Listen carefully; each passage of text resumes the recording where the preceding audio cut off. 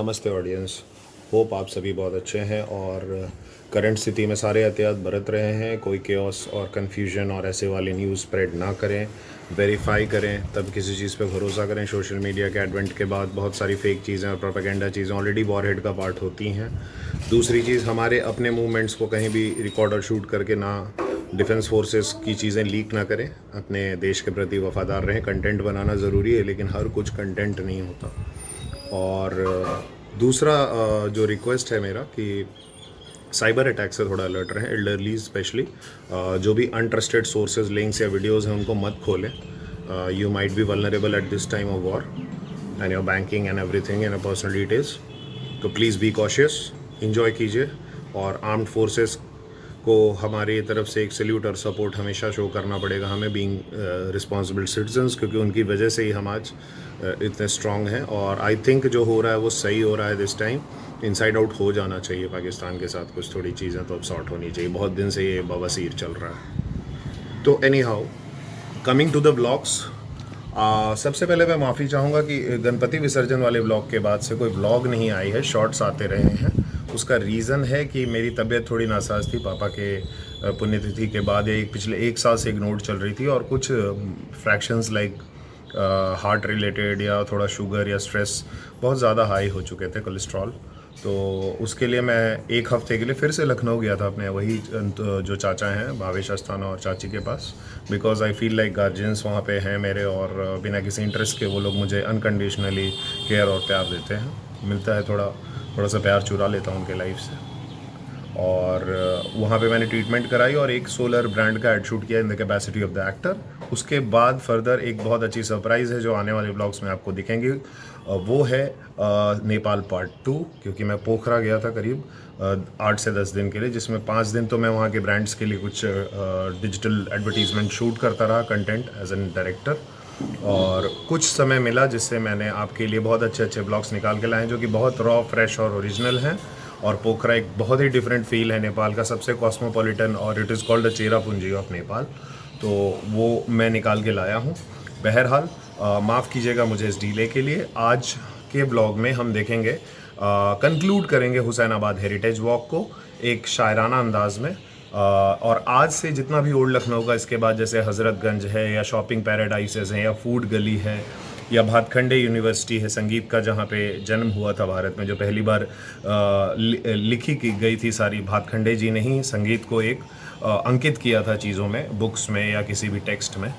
तो वो और भी बहुत कुछ लखनऊ में मॉडर्न ओल्ड मिला के, तो ये लखनऊ में शायराना अंदाज में प्रेजेंट करने वाला हूँ। और लखनऊ के बाद हम तो इमीडिएटली जयपुर की चीज़ें देखेंगे, उसमें एक डेस्टिनेशन वेडिंग भी है। और लखनऊ में बहुत सारे अभी सरप्राइज एलिमेंट जो मैं रिवील नहीं कर रहा हूँ, आप देखिए और एंजॉय करिएगा। और उसके बाद हम वापस आपको पोखरा दिखाएंगे।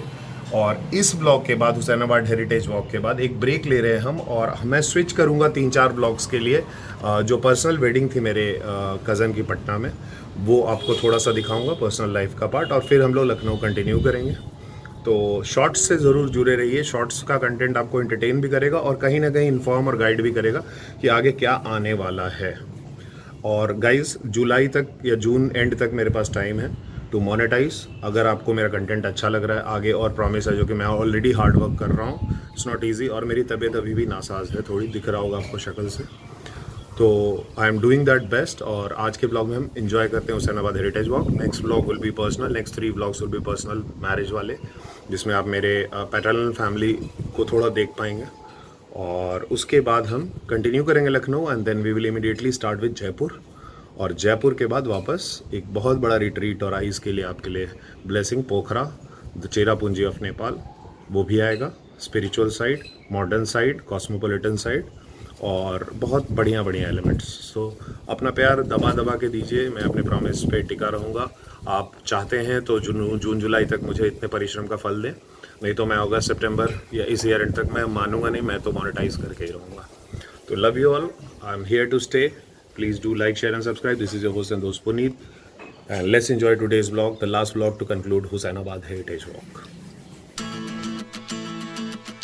तो पूरा हुसैनाबाद हेरिटेज वॉक कंक्लूड करते हुए जब हम वापस वेस्ट जो कि छोटा इमाम बाड़ा है उसके तरफ से जब हम आए तो कुरिया घाट के भव्य गणपति विसर्जन के नज़ारों के बाद, यानी कि जो लखनऊ की खासियत है गंगा जमनी तहजीब, इसके दर्शन करने के बाद, इससे रूबरू होने के बाद हम बिल्कुल पास में निकले रूमी दरवाज़ा के। और ये कुरिया घाट बिल्कुल रूमी दरवाज़ा के पास है। एंड ये पूरा जो हुसैनाबाद हेरिटेज वॉक का स्ट्रेच है that is around above 2 kilometres, और इसकी पूरी की पूरी मैपिंग रूमी दरवाज़ा और बड़े इमाम बाड़ा के बिल्कुल बगल में लगी हुई है। तो हम आपको इसका एक पूरा कंक्लूजन और समरी बनाएंगे, जिससे कि आप जब भी हुसैनाबाद हेरिटेज वॉक पे आएँ या ओल्ड लखनऊ के इन तमाम इमाम बाड़ाओं और नवाबी सल्तनत के जो अंश हैं इनको आप देखें या इनको फील करें, तो आप अवेयर हों कि इस पूरे हुसैनाबाद हेरिटेज वॉक में आपको क्या क्या चीज़ें हैं।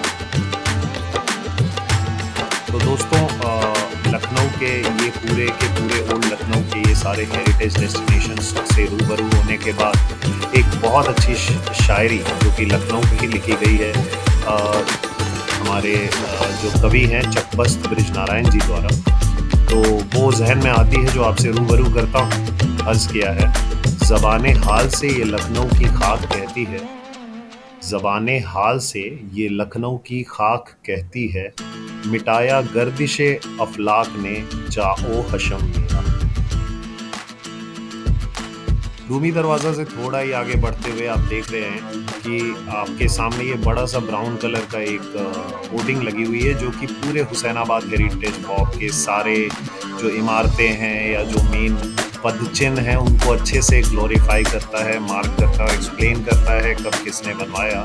तो ये एक तरह से आपके लिए एक गाइड मैप होगा और ये बिल्कुल बड़े इमाम बाड़ा के गेट के ऑपोजिट ही आपको मिल जाएगा। तो आप जब भी आएँ तो पहले इसके थ्रू हो लें and then you start your journey। दोस्तों, हुसैनाबाद हेरिटेज वॉक के मुख्य अंश देखने के बाद, घूमने के बाद और उनकी फीलिंग लेने के बाद जल्दी से इस पूरे हुसैनाबाद हेरिटेज वॉक के इस एक्सप्लेनेटरी बोर्ड को समझते हैं कि कहाँ से क्या क्या चीज़ें हैं और कहाँ से कहाँ तक स्ट्रेच करता है। ये करीब 2 किलोमीटर लंबा स्ट्रेच है। हम शुरुआत करेंगे पश्चिम से और पश्चिम में सबसे पहले आपको मिलेगी जामा मस्जिद जो कि हुसैनाबाद में एक बहुत सुंदर मस्जिद है। उसके बाद जब आप थोड़ा पूरब की ओर बढ़ेंगे यानी रूमी दरवाज़ा की ओर बढ़ेंगे तो आपको छोटा इमाम बाड़ा और उसका पूरा परिसर मिलेगा जहाँ पे आप रोज़ाए को मज़ा लेंगे।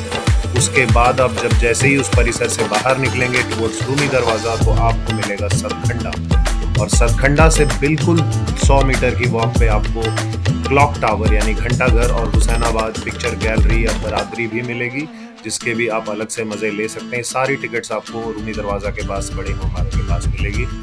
और उसके बाद आप जब थोड़ा सा और आगे बढ़ेंगे क्लॉक टावर से तो आपको कुरिया घाट यानी गोमती नदी का एक्सटेंशन मिलेगा, और गोमती नदी के एक्सटेंशन से थोड़ा सा और पूरब की ओर बढ़ने के बाद आपको रूमी दरवाज़ा, और रूमी दरवाज़ा से थोड़ा और पूरब की ओर बढ़ने पे बड़ा इमाम बाड़ा और उसके अंदर आसरी मस्जिद, और उससे और टुवर्ड्स ईस्ट जाएंगे तो आपको मिलेगा टीले वाली मस्जिद और लास्ट में पक्का पुल। तो ये पूरी हुसैनाबाद हेरिटेज वॉक की स्ट्रेच है। आशा करता हूँ आपको ये मेरी प्रेजेंटेशन पसंद आई हो। प्लीज़ यहाँ विजिट कीजिए और वेल इन्फॉर्म्ड वे में और प्लान्ड वे में इसके मज़े लीजिए, बच्चों को भी घुमाइए। A few moments later। तो इस प्यारे और अद्भुत नवाबों की वसाहत को देखने के बाद मेरे अंदर कुछ शायर सा जाग उठा और मैं सोच रहा था कि लखनऊ मेट्रो अगर अपने शायराना अंदाज में चलती तो आपसे क्या कहती कि संभालिए अपना बैग, सुधारिए अपना हुलिया, टिकट लेके चलिए सीधा मुंशी पुलिया, खिड़कियों ने कसा दरवाज़ों को तंज है, ज़रा ध्यान दीजिए अगला स्टेशन हजरतगंज। तो गाइस जुड़े रहिए हमारे ब्लॉग्स के साथ। हम मिलेंगे 3 से 4 और ब्लॉग, पर्सनल ब्लॉग जो कि शादी के आएंगे, उसके बाद आपसे मिलेंगे और कंटिन्यू करेंगे लखनऊ की इस खूबसूरत जर्नी को, शायद हजरतगंज से या भातखंडे यूनिवर्सिटी से। Do like, share and subscribe. और ये शायराना अंदाज चलता रहेगा जो कि बहुत ही डिफरेंट तरीके से मैं करता हूँ कि जब हम बात कर रहे हैं तो शेर व शायरी को कैसे भूल सकते हैं। Love you all, stay tuned to my channel. This is your host and दोस्त पुन्नी।